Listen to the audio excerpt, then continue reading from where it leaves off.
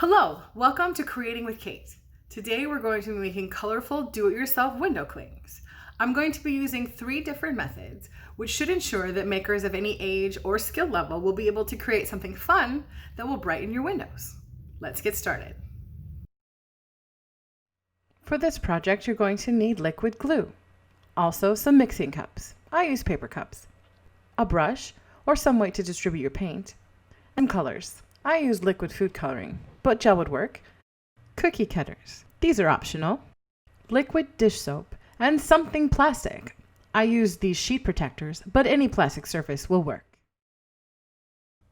Next, we're going to make our colors. Take your liquid glue and pour some in the bottom of your mixing cup, about 2 tablespoons worth, give or take. Add some dish soap, a drop or 2. Then add your colors. For darker colors, add a lot. For lighter colors, add a little bit less. Then you stir it all together until it's fully mixed. Then repeat the process for the rest of your colors. Once you've made basic primary colors, red, yellow, and blue, you might get adventurous and start putting things together to make secondary colors. Next, it's time to make shapes. With this first method, I used a brush or a stir stick to draw things freehand. You could also print up a design and trace over it.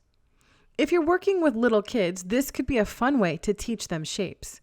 Or you could make letters and spell out words. If you do dribble or get paint where you don't want it, grab a paper towel and just wipe it away. With this first method, the sky's the limit. You can do any design you desire.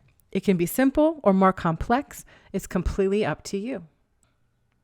For the second method, I use cookie cutters as templates. You just pour the paint into the cookie cutter and it makes the shape for you. You're going to want to make sure that you get your colors out to the edges and maybe experiment and mix your colors together inside the shapes. This third method is completely freestyle. Pour out the paint and make whatever shape you want. Experiment with mixing colors.